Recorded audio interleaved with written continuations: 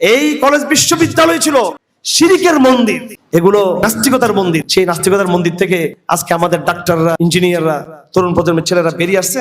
এখন এই ধারাটাকে চূড়ান্তভাবে দাওয়াতি ধারাকে শক্তিশালী করতে হবে। বাংলাদেশে ফ্যাসিজম মুক্ত বাংলাদেশে, হাসিনা মুক্ত বাংলাদেশে, ভারত পরাজিত এই বাংলাদেশে, আপাতত যে কদিন আছে পরাজিত, এই সময়টাতে আল্লাহর ওয়াস্তে আমাদের আপনাদের সকলের প্রধান এজেন্ডা হবে এই শিক্ষা কেন্দ্রগুলোকে তাওহীদের মার্কাজে রূপান্তরিত করা।